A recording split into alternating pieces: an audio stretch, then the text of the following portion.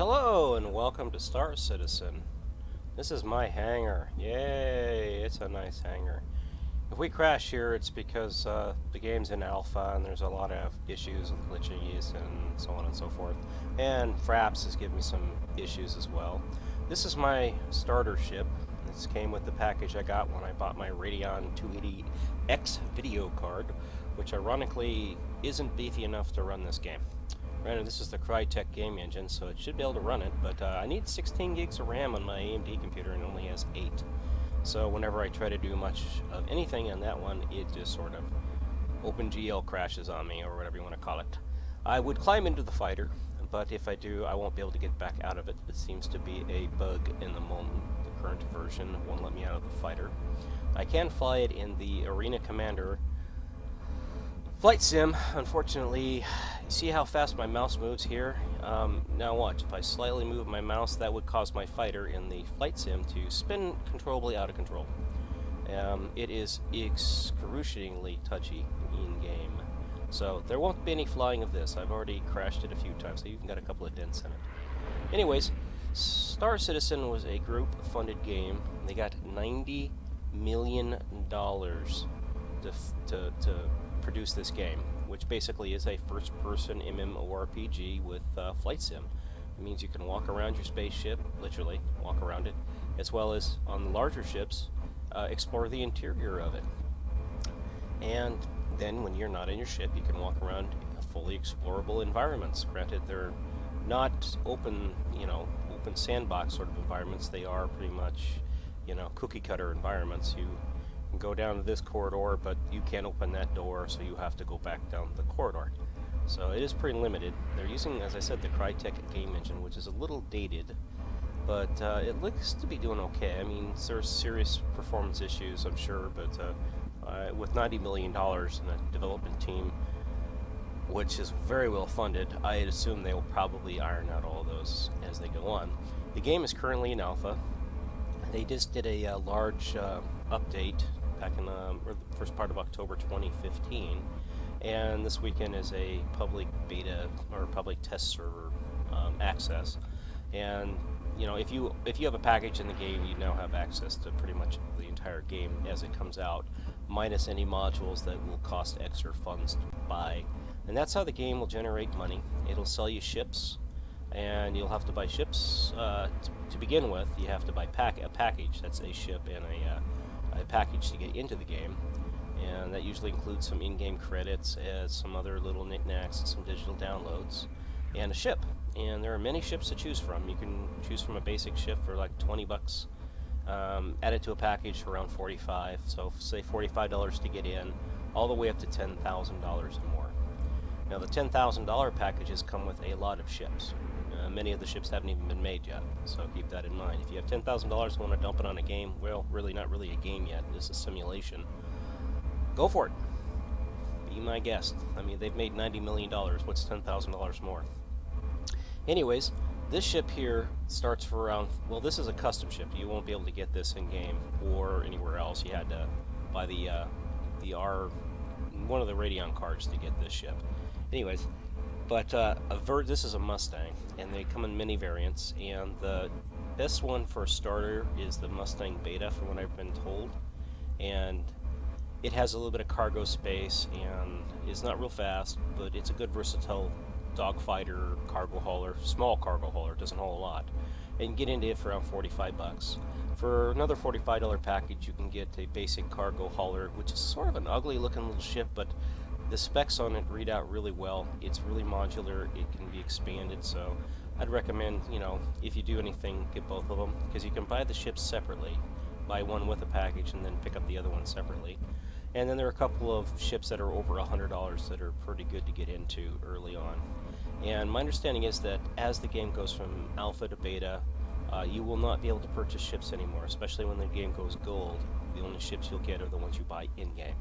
And the way you buy them in-game is you convert real-world money into in-game credits and then buy the ship in-game, as well as earning credits in the game.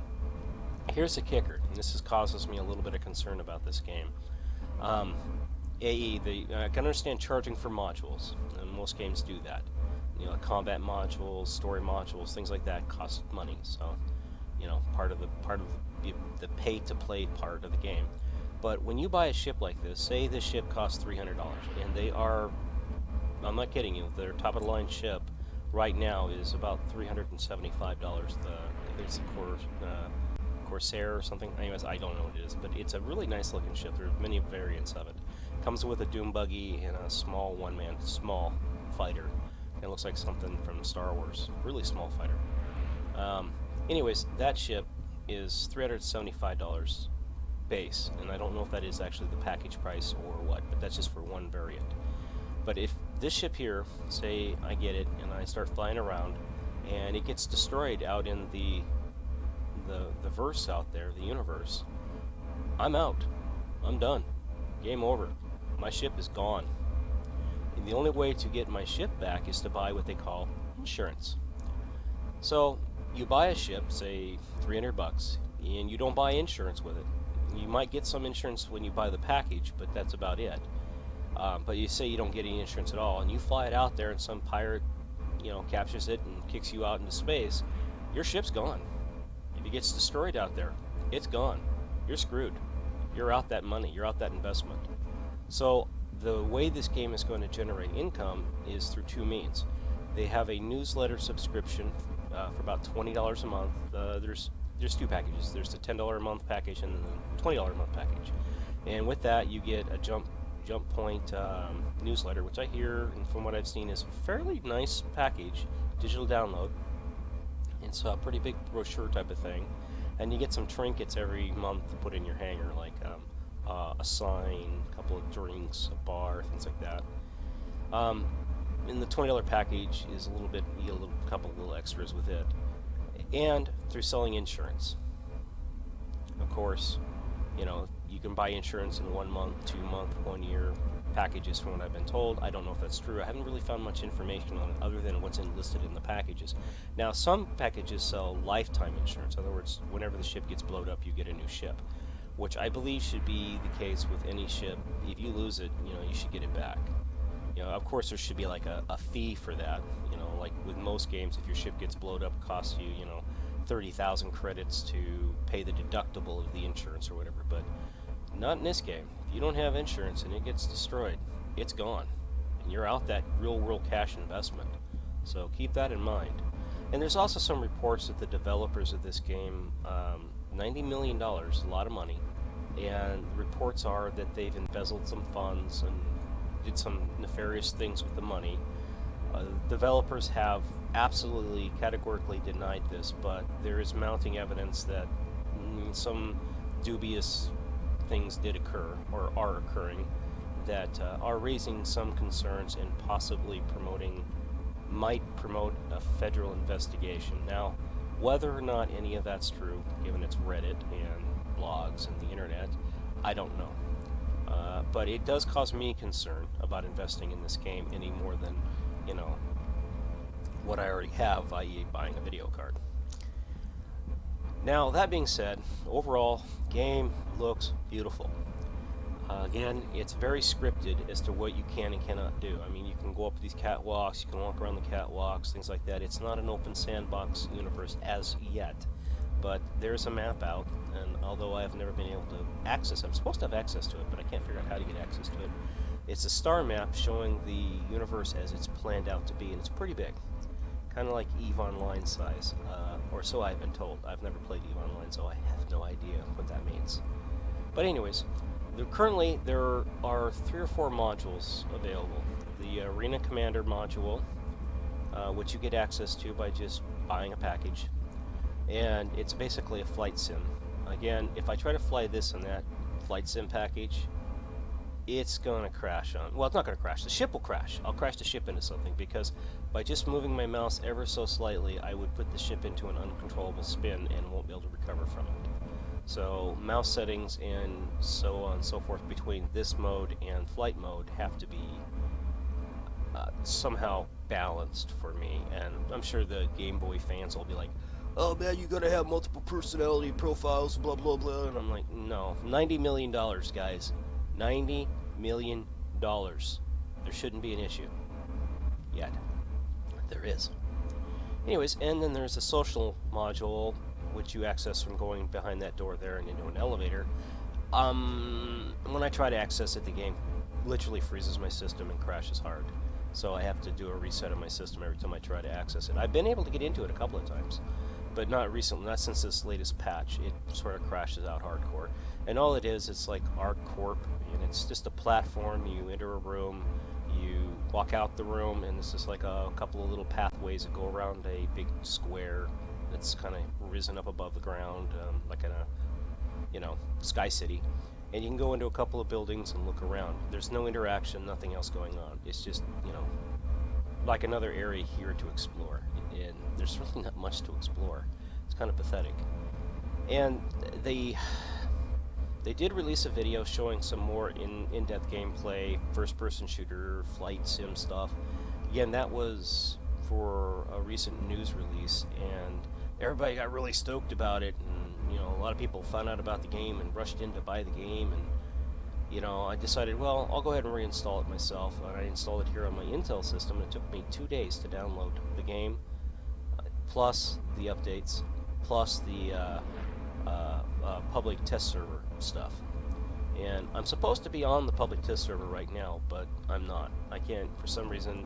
The information they provide for how to access the public test server, I think, was for an outdated version of their launcher, and no longer applies for the current version of their launcher, so no joy.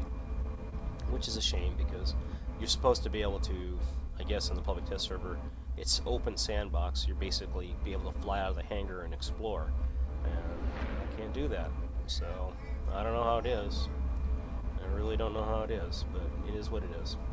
Anyways, this is Star Citizen. This is my little red ship, and if you decide to buy into the game, you want to waste some money at this point, I'd go ahead and just get the bare minimum package and do a lot of research, and be prepared to accept the fact that this game may never ever live up to its expectations. And again, it might. $90 million, you would think that it would not have any development issues, but from what I've seen, development's been really slow. And there are still a lot of bugs and issues with the game that they're obviously trying to fix as we go. But again, $90 million, that's a huge budget for a game. And granted, this game's pretty ambitious, so it might use up all that money. Plus, they're also getting, like I said, they're getting constant revenue in from the subscriptions and from people buying ship packages and additional ships and stuff. If you enjoy big open, explorable areas, including some ships, and you have a spare 10 grand to dump, you can dump 10 grand on this game, get quite a few ships to start with that you can explore. Go for it, have fun, knock yourself out, but expect to write that money off, because that's a hell of an investment for digital rights. Because if this game's gone, that $10,000 is gone with it. I mean, like a fart in the wind, it's gone. So my philosophy is never spend more than $70 for a game, and anything more than that, it's ripping you off. And even if they got cool stuff in it, it's a risk, because it's not tangible, it's not real, it's ones and zeros, and money's physical. You can use it to buy food, buy gas, pay the bills, but once you spend it on something like this, it's gone forever. So if they decided they don't want to finish this game, they want to take their $90 million and move to Bermuda and laugh at all of us people that have invested in this game, they can do it. And there's not a damn thing any of us can do about it. And this little red ship, be gone. Like it never existed. So keep that in mind. Anyways, I don't know if I'll do more videos or not, but so far so good. We'll see what happens. The game does have a lot of bugs, and it does crash quite a bit, so keep that in mind. And this is a beefy system. I'm sporting a dual GTX 770 setup, running in XLI. What is that version? It's not Crossfire. Anyways, running 2 graphics cards in tandem, and with 32 gigs of RAM, and I'm still having issues with it, so yeah. But damn, that is a nice looking fighter ship. Well, it's not really, it's a racer. That's what it is. It's not a fighter, it's a racer. Anyways, thanks for watching.